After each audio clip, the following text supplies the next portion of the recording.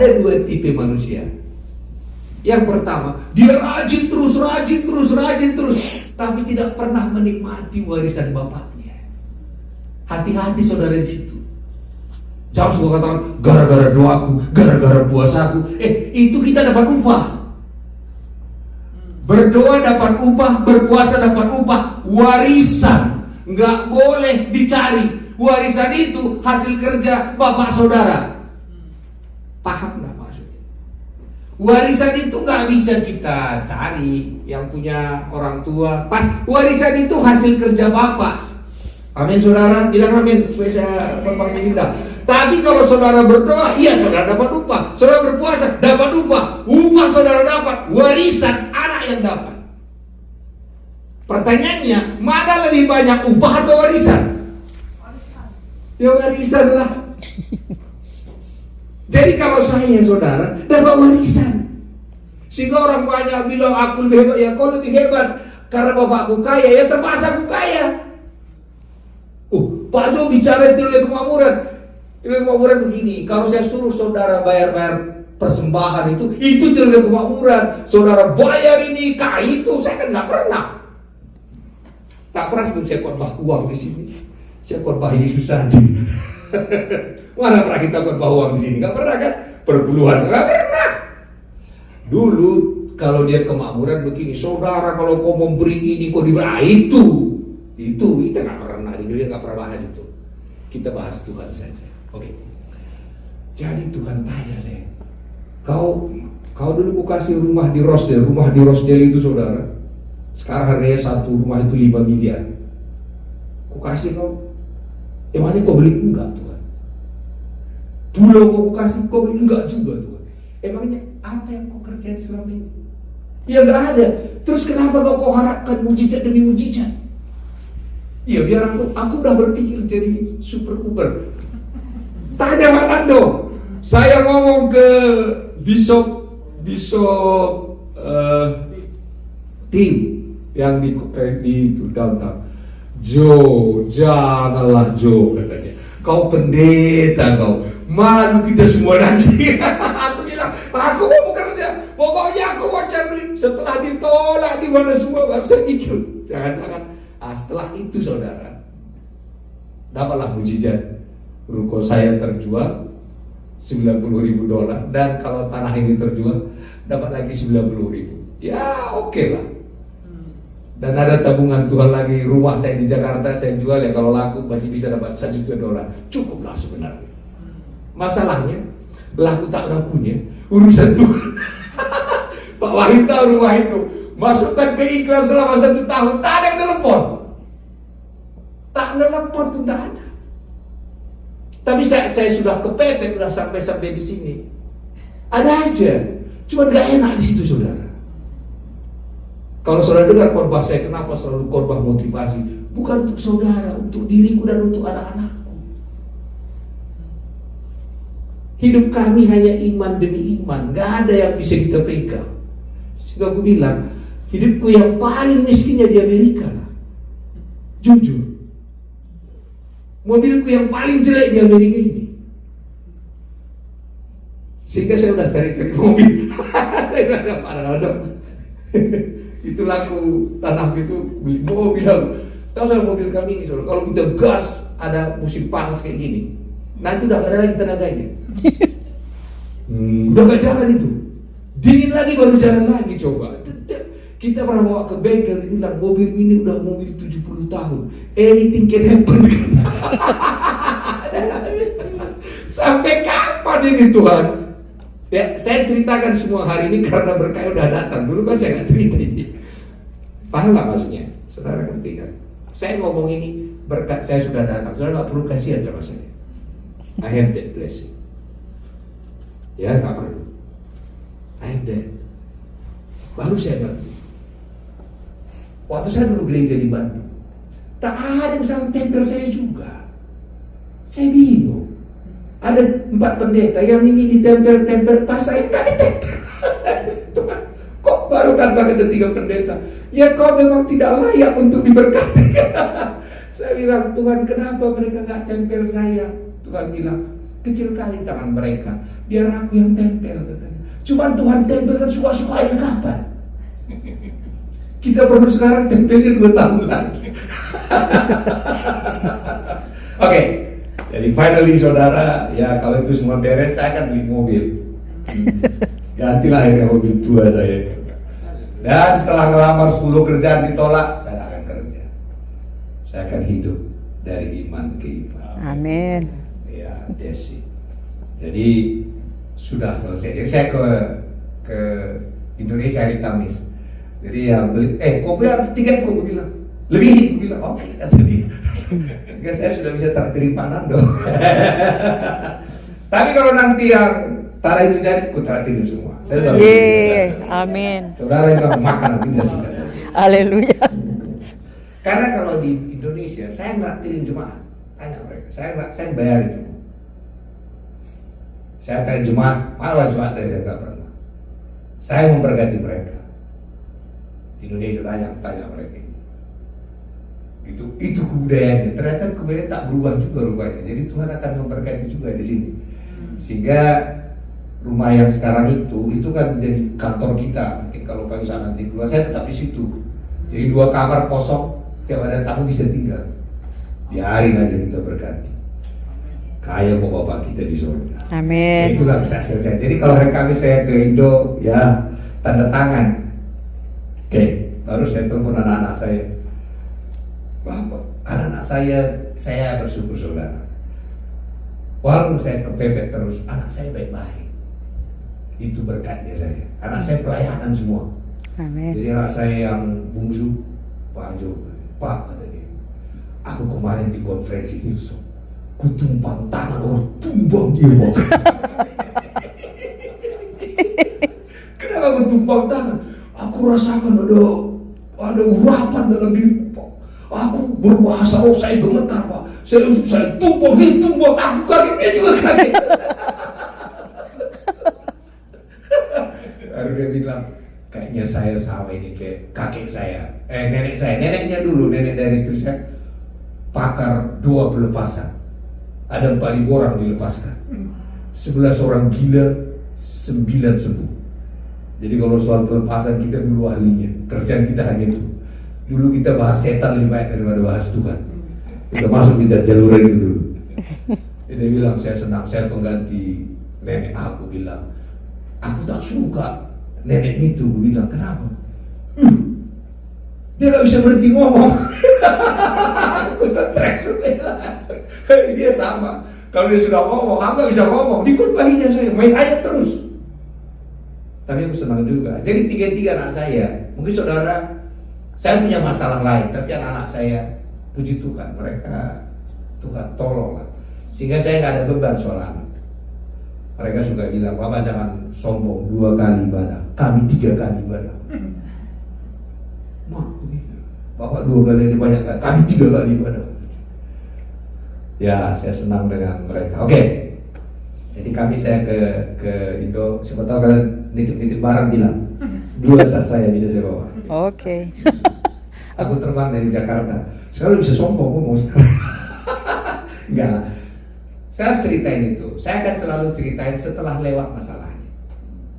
Waktu masalah itu jangan cerita kemana-mana, diam. Banyak orang waktu dia buat salah cerita kemana-mana.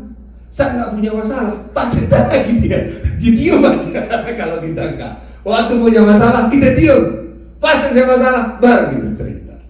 Sehingga orang menganggap Pak itu tak punya masalah. Mereka tak tahu, mikir. Kalau mereka tahu, saya pernah 2 kali ke Walmart nggak jadi beli. Aku pikir, hanya diampukan pun gak ada orang saya. Sekarang saya udah punya duit saya. Jangan kasihan sekarang. Sudah lewat masa padang gurun itu. Tapi saya senang dari jemaat dari sini. Berkali-kali saya dapat diberkati. Berkali-kali saya senang juga. Walaupun saya nggak cerita ini ke mereka, dia berkati. Saya, luar biasa ya berpikir. Iya, oke. Kan kita di sini akan khotbah terus. Saya harus ulang-ulangi ini supaya kalian pintar. Banyak penyesat di luar sana. Jadi intinya supaya kalian tahu nanti jenis khotbah ini khotbah apa gitu, sehingga saya akan kasih tahu ini supaya kalian pintar. Oh, dari sini toh gitu. Saya dosen STT Real, saya S3 teologi juga, jadi saya punya kapasitas untuk ngomong. Saya pernah jadi ketua sinode, jadi saya tahu sudah lewat. Jadi saya dosen sampai sekarang. Jadi kemarin Presbyterian di Indonesia buka STT baru, mereka butuh doktorku juga dikasih. Nah, kenapa ini penting? Karena nanti jemaat kita di sini kan pada khotbah, jadi ngerti, oh ini toh keluhnya, ini toh keluhnya. Sama kayak main musik saudara. Kalau saudara main dari G, dia pasti ke C, ke D. Ya memang gitu dia. Kalau kita lari kemana-mana, nggak pas lagi dia. Saya hanya tahu itu kuncinya G, C, D. Kalau dari D, dia ke A, ke G, gitu loh. Ada dia ini Pak Steven juga song leader juga gitu. Bapak ini punya pelayanan narkoba Pak ya.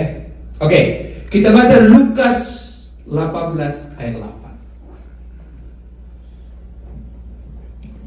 Lukas 18 ayat 8. Saya tadi kira ada videonya, ada itu. Pak Nando bacainlah Pak Nando. 18 ayat 8. Lukas 18 ayat 8. Aku berkata kepadamu, ia akan segera membenarkan mereka. Akan tetapi jika anak manusia itu datang, adakah ia mendapat iman di bumi? Jadi yang Tuhan tunggu di bumi apa? Iman. Jadi yang Tuhan nanti datang, yang lihat orang beriman. Oke. Kita lihat dalam buku Iman yang Bagaimana. Kita baca dalam Galatia pasal 2 ayat 19 sampai 20. Pak Rado baca lagi Pak Rado. Tadi Pak Rado yang khotbah di sana, sekarang saya khotbahin dia. Gantian khotbah ini dong. Galatia 2 ayat 19 sampai 20. Sebab aku telah mati oleh hukum Taurat untuk hukum Taurat, supaya aku hidup untuk Allah. Aku telah disalibkan dengan Kristus. Namun aku hidup, tetapi bukan lagi aku sendiri yang hidup, melainkan Kristus yang hidup di dalam aku. Dan hidupku yang kuhidupi sekarang di dalam daging adalah hidup oleh iman dalam Anak Allah yang telah mengasihi aku dan menyerahkan dirinya untuk aku. Oke, jadi saudara, hukum Taurat itu bicara tentang daging. Maka hukum Taurat itu di Ulangan itu selalu dikatakan, jika engkau baik-baik mendengarkan Tuhan Allahmu, maka engkau diberkati. Berarti ada syarat dong. Jika kita baik-baik, kita diberkati. Jika kita baik-baik, kita diberkati. Gimana kalau salah satu? Kita dikutuk. Jadi walaupun saudara benar 99, salah satu dianggap salah semua. Pertanyaannya, siapa yang sanggup melakukan itu? Musa pun tak sanggup. Penulis hukum Taurat adalah Musa. Dia pun tidak sampai ke tanah perjanjian. Tak nyampe. Mungkin saudara bisa mengerjakan 99. Saya mengerjakan 1. Nyampe enggak? Sama-sama gak nyampe. Tapi yang 99 pasti menghakimi yang 1. Aku banyak doa nih, kau masih kurang. Ngerti kan maksudnya? Oh, aku banyak puasa, kau kurang. Sehingga akhirnya di gereja saling menghakimi. Karena dimulai kata jika. Sehingga kita pun sama teman-teman kita kasih syarat semua. Kalau nanti dia senyum, aku senyum. Kalau dia tidak senyum, aku juga tidak senyum. Pakai jika. Halo. Sehingga kita mulai perhatikan, dia senyum gak? Dia baik gak? Dia begini gak? Karena kita main jika maka. Itulah di perjanjian lama itu jika maka semua. Kalau di gereja jika maka berantem kita ini. Karena tiap orang ada salahnya. Ayo mau siapa kita cari salahnya? Siapa yang gak bersalah? Halo. Semua kita bersalah. Jadi kalau kita buat syarat, oh dia salah, kita boleh menasehati. Saya senang kemarin habis ibadah, saya dipanggil Pak Wawan sama Pak, Bapak itu mau perjamuan kudus, kenapa pilih lagu baru? Oh, ada lagu kami. Oh, saya senang. Oh ya, sorry lah, itu gak masalah. Oh, mereka dengan senang ceritanya, aku pun senang juga. Itu kita saling menasehati. Tapi kalau itu kita gede-gedekan, gara-gara itu aku sakit hati. Rendah kali kita. Rendah sekali, dikit-dikit aku sakit hati loh. Baru ciri-ciri orang hidup di perjanjian lama, tukang ngambek. Dikit-dikit ngambek, dikit-dikit bete. Ya gak bisa. Gak bisa, kita diapa-apain. Tahu saudara, ini saya digosipkan, saya jual ruko saya, dibilang saya sogok sinode. Tahu sekarang gosip apa lagi di Indonesia sana? Dibilangnya pun cerai sama istriku, kurang ajar kan? Gak ada cerita lagi. Jadi aku ketawa sama istri, bilang, "Ma, tau gak apa yang gue bilang? Kita cerai loh, Ma." Oh Tuhan. Jadi apa saya nggak sakit hati, saya kasihan aja, saya ajak makan mereka itu. Rendah kali. Kalau nanti ada orang bilang saya wanita, saya nggak sakit hati. Dan saya nggak perlu klarifikasi. Masa Pak Jo itu wanita, saya harus klarifikasi, saya harus telanjang dong. Setelah saya telanjang, apa katanya? Itu operasi plastik. Oke, Din. Jadi kita yang hidup di situ, saudara akan capek. Saudara akan selalu jika maka itu lelah, saudara. Jangan hidup di jika maka. Jadi kalau di gereja kita jangan lagi kasih syarat. Kalau nanti ini, saya janganlah. Saudara tidak akan bahagia. Buang syarat jikanya semua, oke? Jadi gimana? Bagaimanapun. Maka kalau kita, ku kasihi kau dengan kasih Tuhan, ku lihat di wajahmu kemuliaan Raja, ku kasihi kau dengan kasih Tuhan. Jadi wajah mereka kemuliaan Tuhan, kasihnya pun kasih Tuhan juga. Terus kita di mana? Kita telah mati. Oh, kapan kita matinya? Perhatikan ya. Kita sebelum Yesus datang menikah dengan hukum Taurat, itu ditulis di buku Roma. Kita menikah dengan hukum Taurat. Syarat perpisahan harus ada yang mati. Maka Yesus mati bagi kita supaya kita tidak menikah lagi dengan hukum Taurat. Sekarang kita menikah dengan siapa? Dengan Yesus. Karena itu jangan lagi selingkuh dengan Taurat itu. Paham maksudnya dengan Taurat? Jadi kalau saudara ke gereja, kalau aku berdoa, aku dikasih Tuhan, saudara selingkuh lagi dengan si Taurat itu. Jangan. Oh, kok gitu? Karena Yohanes 3:16 apa kata dia? Tidak karena kita loh. Tidak karena jika maka lagi. Langsung karena.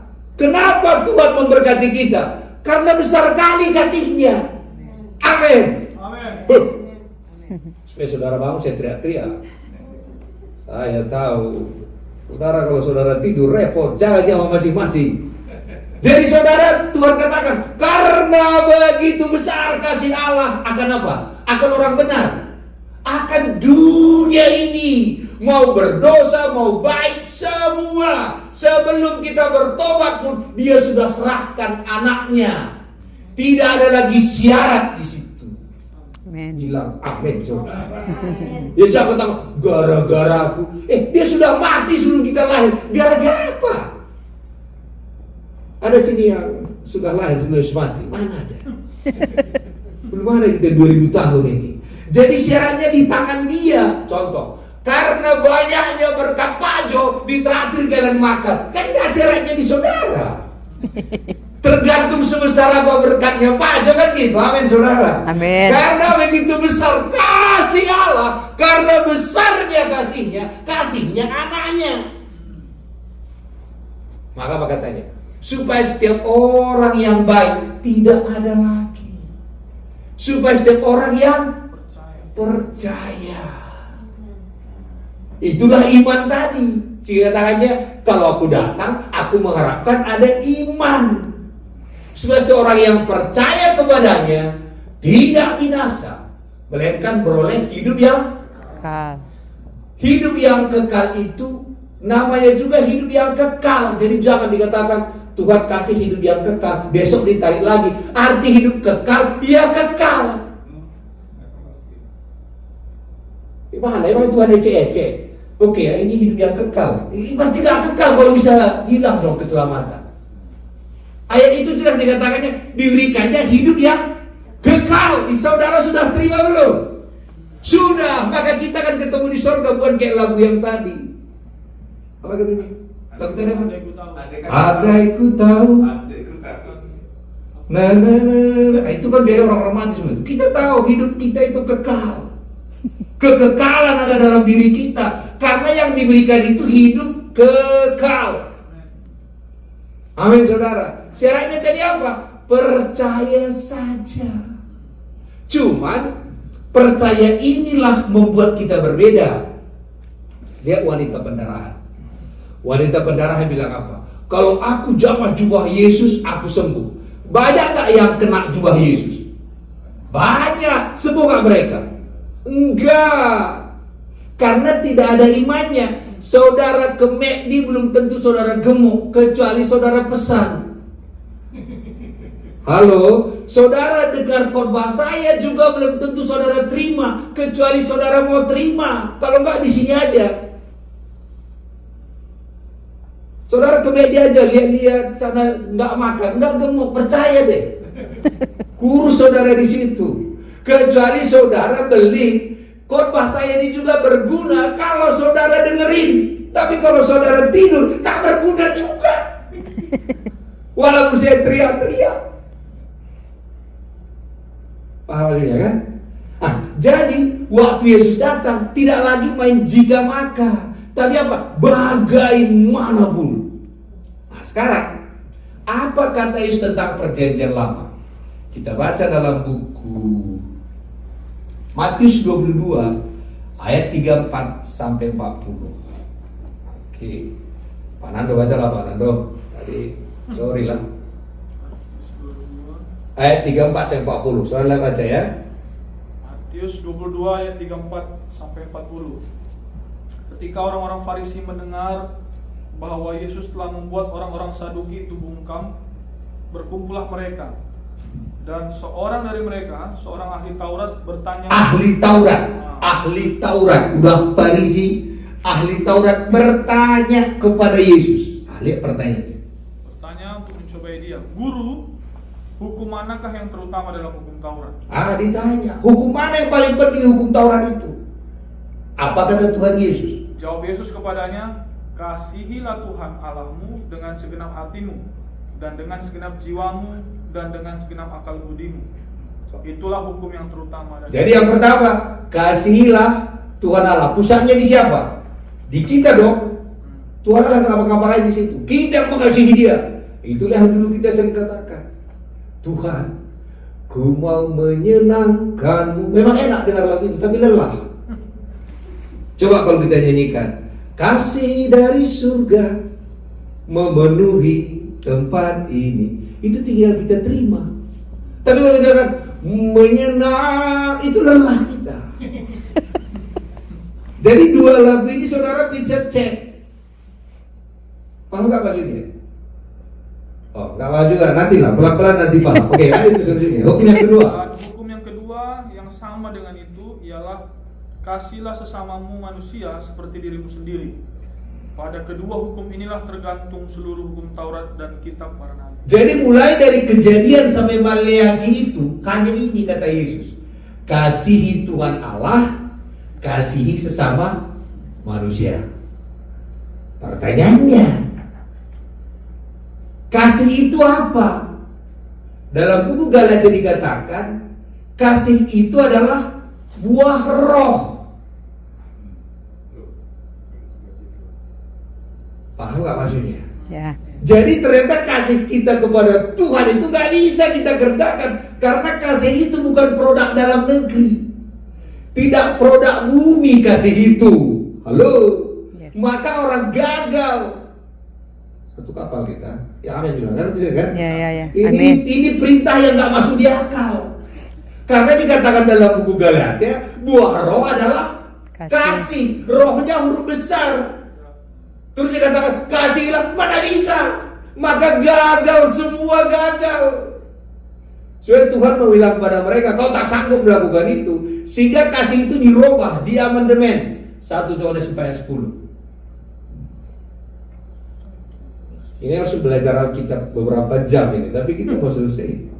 1 Yohanes 4:10, inilah kasih itu. Inilah kasih itu. Tadi lihat perbedaannya. Tadi kan kita yang mengasihi Allah, mengasihi manusia kan. Inilah kasih itu katanya. Apa? Bukan kita yang telah mengasihi Allah. Kan kontradiksi. Paham maksudnya ini? Tadi disuruh apa? Kita mengasihi kan. Sekarang dibuat yang baru. Inilah kasih itu. Bukan kita yang mengasihi Allah, Tetapi Allah yang telah mengasihi kita dan yang telah mengutus anaknya sebagai pendamaian bagi dosa-dosa. Jadi awalnya tadi kita disuruh, Tuhan katakan, tak sanggup kau itu, biar aku aja yang mengasihi kau. Satu kapal kita. Bilang amin saudara. Amin. Oke, sekarang apa kata Yesus tentang perjanjian lama setelah dia bangkit? Tadi kan sebelum dia mati, apa kata dia? Kasihlah Tuhan Allahmu, kasihlah sama manusia. Itulah inti perjanjian lama. Itu sebelum dia mati. Tapi setelah dia mati, dia bilang lagi apa itu perjanjian lama. Nah, saya ingin dengar apa ini? Baca dalam Lukas 24 ayat 27.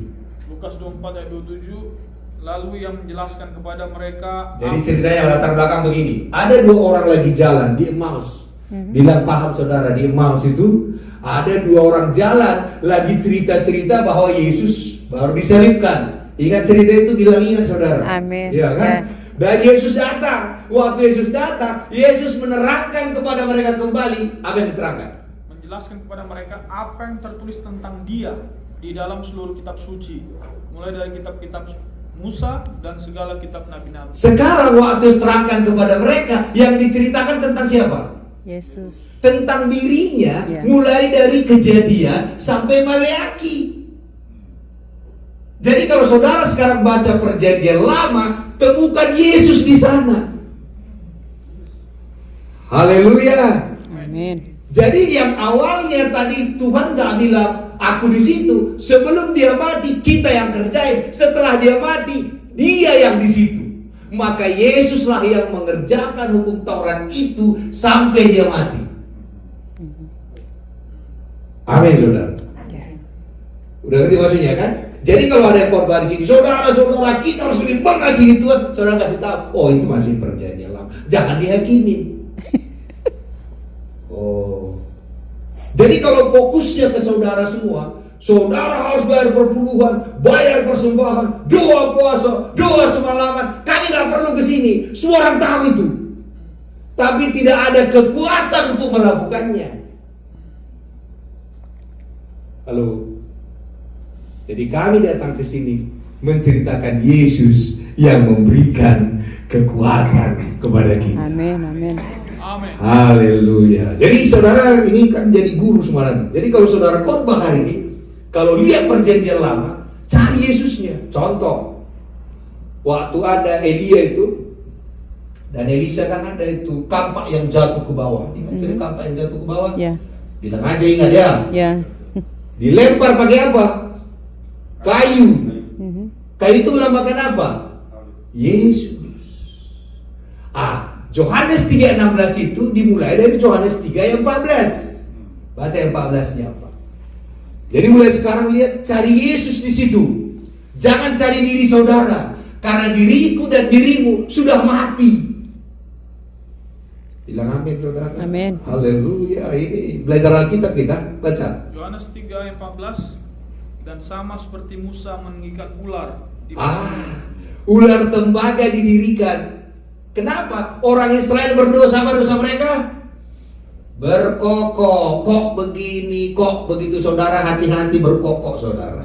Berkokok itu bisa kena bulu burung. Orang yang suka bersungguh-sungguh, tak ada yang sampai ke tanah perjanjian. Dosa mereka itu bersungguh-sungguh. Jadi kalau saya berkhotbah sejam lagi, jangan bersungut-sungut, saudara. Amin. Haleluya. Canda. Jadi karena mereka bersungut-sungut, Tuhan izinkan ular, mereka kena patok ular.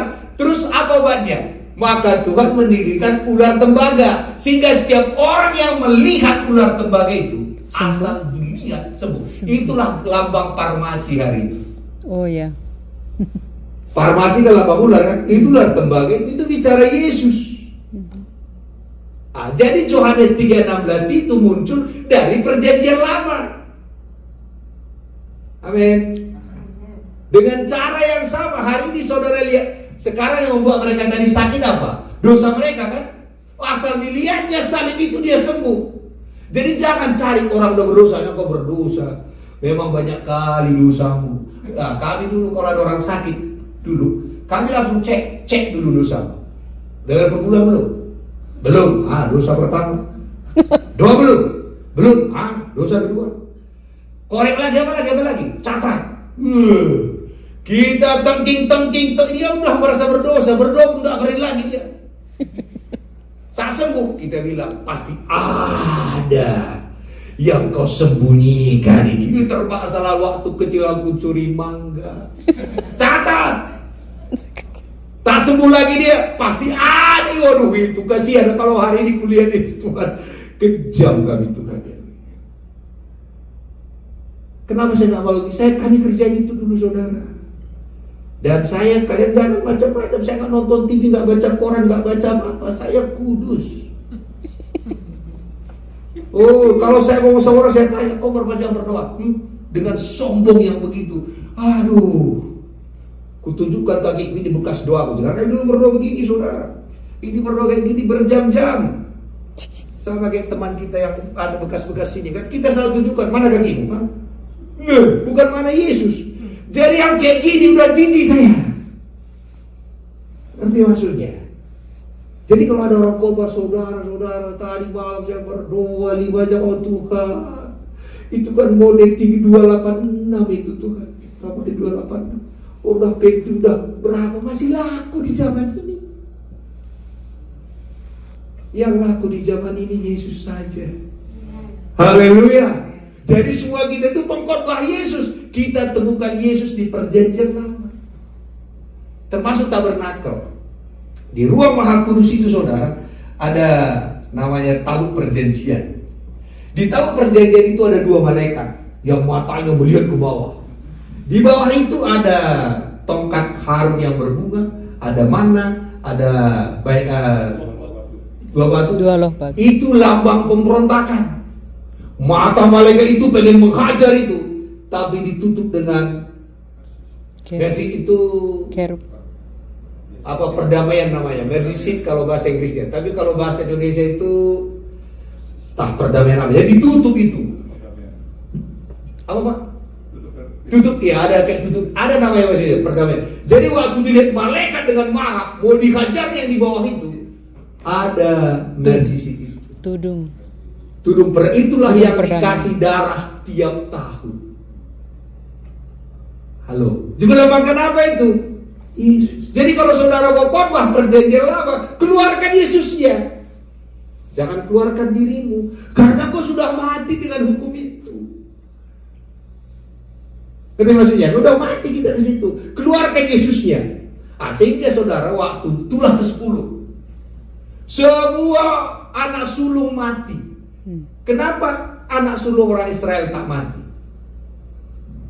Karena sudah ada yang mati. Domba itu. Dan kalau saudara lihat bekas perciknya itu ke kiri dan ke kanan. Jadi dia kayak salib itu.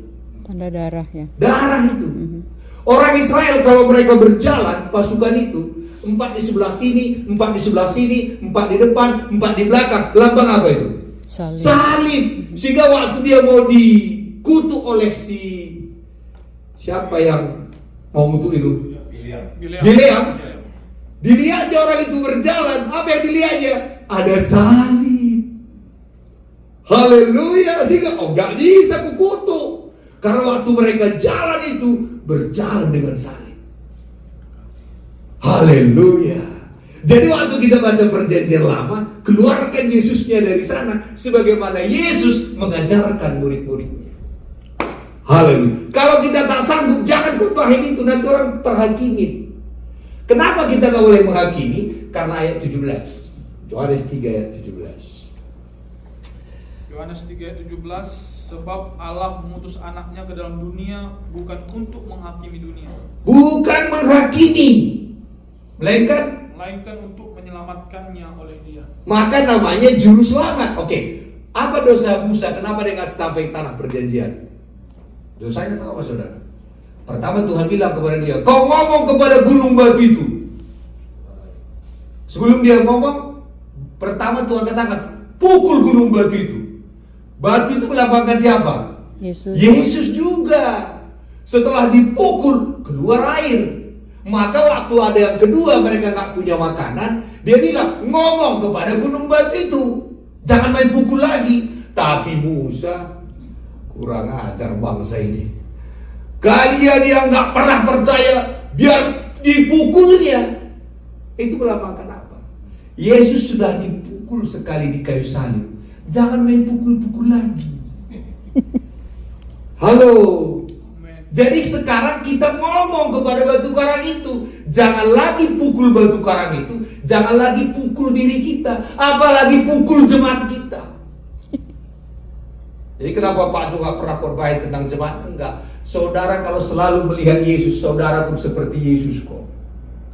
Haleluya. Amin. Amin. Saudara ke Amerika ini gaya saudara pun kayak gaya Amerika kok, nggak perlu diajarin. Ya kayak kali bawa mobil kan, sudah lihat-lihat selalu. Parkir pun sudah saya lihat-lihat. Karena aku pernah salah parkir bayar $500. Amerika ini tanpa ku sadari mentraining diriku. Kalau nggak percaya saudara coba aja ke kandang babi, pasti bawa babi saudara. Jadi kalau saudara selalu ditempel dengan Yesus, dibuat Yesus dekat kepada saudara, tanpa saudara-saudari, saudara sama seperti Yesus. Maka Amen. suami istri jadi mirip kan, karena sering bersama. Jadi kalau saudara sering menikmati Yesus, saudara pasti mirip dengan Yesus, tak gampang ngambek. Jadi kalau saudara masih gampang ngambek, Yesus tak ngambek loh, dia diludahi, dia ditendang, dia apa-apain, enggak dikatakan, aku bete loh, enggak ada. Apa kata Yesus? Tuhan, tak tahu mereka apa yang mereka perbuat. Coba kalau ada kawan kita salah, kita bisa bilang, enggak paham dia, we love you. Ini enggak, teganya dia ya. Tak kusangka dia begitu ya. Lelah saudara. Nyambung kita ya. Sekarang saya ini di sini, jadi nggak lama-lama kok.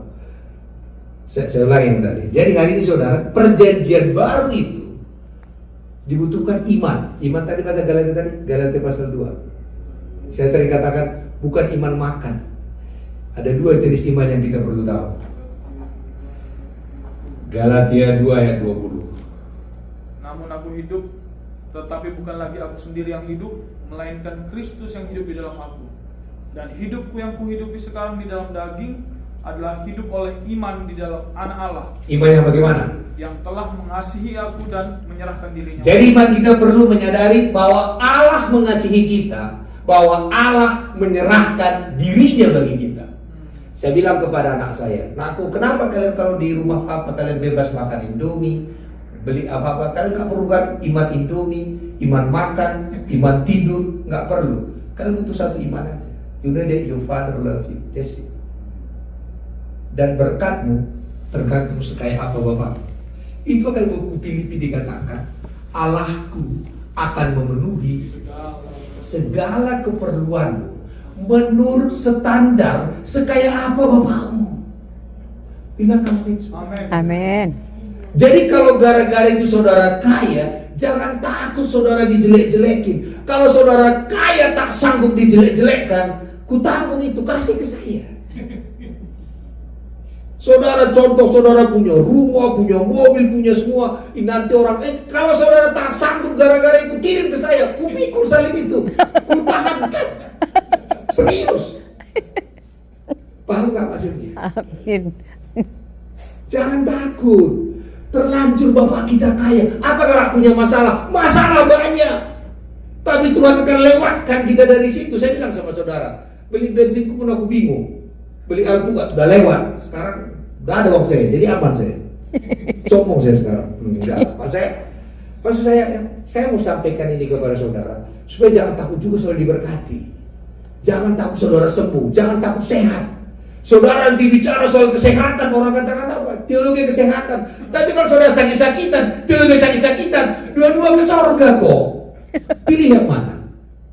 Sehatlah, panjang umur, itu janji Tuhan. Karena terlalu ekstrimkan itu, memang kadang-kadang orang bicara itu, kita kan nggak bicara itu semua. Cuma kita punya masalah, Tuhan akan tolong. Kita punya masalah, Tuhan akan tolong. Karena namanya juru selamat. Oke, Musa tidak sampai, maka diganti oleh Joshua. Arti Joshua apa? Juru selamat. Arti Joshua apa? Yesus. Jadi yang bisa membawa ke tanah perjanjian itu adalah Yesus. Tanah perjanjian itu apa? Istirahat di dalam Tuhan, bukan mati. Jadi banyak badai, banyak masalah, saudara tersenyum. Itulah tanah perjanjian. Pak Joko khotbah kelawan, saudara tersenyum, saudara masuk ke tanah perjanjian. Amin. Makanan kita lalu disiapkan, kita bersuka cita masuk ke tanah perjanjian. Kalau dikit-dikit saudara ngambek, engkau tidak di tanah perjanjian. Di padang gurun itu, di Mesir aja itu. Iya, oke. Amin saudara, jangan marah sama saya ya. Jadi hari ini saudara udah ngerti ya. Jadi kalau saudara khotbah perjanjian lama, cari Yesus di situ. Jangan cari dirimu. Dirimu sudah mati. Di perjanjian baru memang semua tentang Yesus.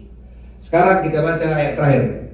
Yohanes 4 ayat 10, 1 sampai 10 sampai 21. Desi. Selesai juga. Baca itu agak panjang itu, saya baca aja Pak. Yohanes 4 ayat 10 sampai 21. Inilah kasih itu, bukan kita yang telah mengasihi Allah, tetapi Allah yang telah mengasihi kita dan yang telah mengutus anaknya sebagai pendamaian bagi dosa-dosa kita. Saudara-saudaraku yang kekasih, jikalau Allah sedemikian mengasihi kita, maka haruslah kita juga saling mengasihi. Oke, kan lihat di perjanjian lama kan disuruh kita mengasihi Allah kan, dan mengasihi sesama. Sekarang Tuhan katakan, aku kasihi kau dulu, dan kalau kau merasa puas dengan kasih sayang itu, harusnya aku juga kasihi ke orang lain. Jadi kasih itu tinggal menyalurkan saja. Kalau saya kemarin ke rumah Ibu Tilda, waktu di rumahnya banyak jeruk ya Bu ya, jeruk. Bisa diambil, Bu, ambilin aja. Kenapa bisa diambilin aja? Banyak di situ. Coba kalau nggak ada, mau ngambil apa? Jadi kenapa orang tak bisa mengasihi satu dengan yang lain? Dia pun tidak pernah puas dengan kasih sayang Allah. Halo, jadi jangan paksa dia. Kalau di rumah saudara cendol tak ada, gimana kita paksa si cendol terus? Jadi kalau saudara orang lihat kurang kasih, jangan hakimi, dia belum puas dengan kasih sayang Tuhan. Apa selanjutnya? Tidak ada seorang pun yang pernah melihat Allah. Jika kita saling mengasihi, Allah tetap di dalam kita dan kasihnya sempurna di dalam kita. Demikianlah kita ketahui bahwa kita tetap berada di dalam Allah dan Dia di dalam kita. Ia telah mengaruniakan kita mendapat bagian dalam rohnya. Dan kami telah melihat dan bersaksi bahwa Bapa telah mengutus anaknya menjadi juru selamat dunia. Barang siapa mengaku bahwa Yesus adalah anak Allah, Allah tetap berada di dalam dia dan dia di dalam Allah.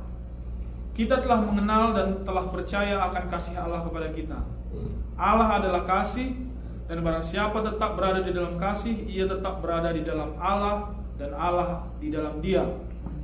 Dan dalam hal inilah kasih Allah sempurna dalam kita, yaitu kalau kita mempunyai keberanian percaya pada hari penghakiman, karena sama seperti Dia, kita juga ada di dalam dunia ini. Di dalam kasih tidak ada ketakutan.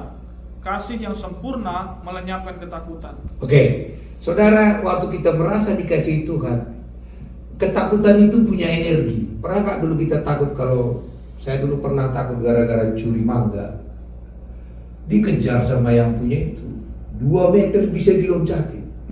Saya katakan itu energi ketakutan. Tahu dari itu takut. Dan ternyata kalau saudara lagi ketakutan, kadang-kadang nggak bisa tidur kan? Ada energi ketakutan itu. Dan dikatakan di sini, kasih dari Allah itu melenyapkan ketakutan. Ini merusak ilmu kekekalan energi di ilmu fisika. Kekekalan energi mengatakan energi nggak bisa diciptakan, nggak bisa dimusnahkan, hanya bisa disalurkan. Tapi Alkitab ini merusak hukum kekekalan energi. Bilang amin aja saudara, saya juga fisika. Jadi saudara, energi ketakutan dilenyapkan oleh karena kasih sayang Allah. Jadi kalau saudara takut hari ini, obatnya apa? Puas dengan kasih sayang Allah. Oh, jangan katakan, aku gak takut Pak Jo, khawatir aja. Samanya itu. Bahan dasarnya sama. Khawatir, takut, gelisah, dan bahasa itu bahasanya sama itu. Bahan bakunya sama. Obatnya satu, puas dengan kasih sayang Allah. Terus saudara lagi takut, saya takut-takutin lagi. Memang kau kurang kurus, kurang layak, oh matilah saudara. Besok ke gereja pun takut. Nah di sini untung tak ada, di sini baik-baik semua kita kan, nggak takut kita. Dan selanjutnya, Sebab ketakutan mengandung hukuman, dan barang siapa takut, ia tidak sempurna di dalam kasih. Kita mengasihi karena Allah terlebih dahulu mengasihi kita. ah itu dia, kita mengasihi karena Allah lebih dulu mengasihi kita. Jadi pengkhotbah di depan ini harusnya selalu mengajarkan kasih Tuhan kepada jemaatnya, dan waktu jemaat merasa dikasihi dan mereka sanggup mengasihi orang sekitarnya. Mari kita berdoa.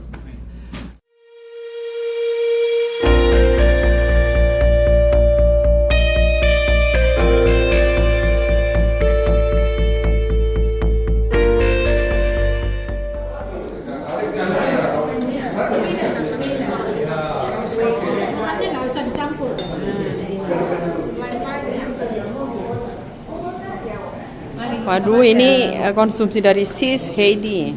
Ini dia sister kita. Thank you, God bless you. Mau pergi lagi minggu depan, dia nggak ada. Ini aku video. Minggu depan nggak ada kan? Mau pergi tuh? Cuma one week kan? Oh, they're not starting this week. I'm coming back Friday. Oh oke. Oh, sorry.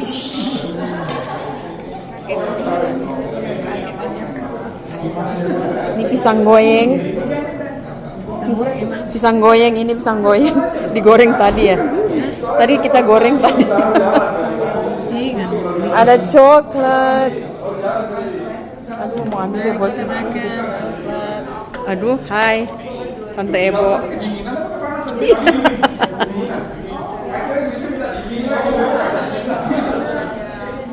Ibu